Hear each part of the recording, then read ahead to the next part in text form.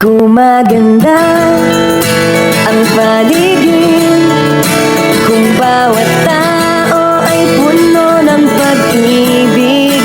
Napapawi ang bigati, masilayan lang ang iyong ngiti. Okay, gandang isipin ang isang mundong puno ng pag-ibig.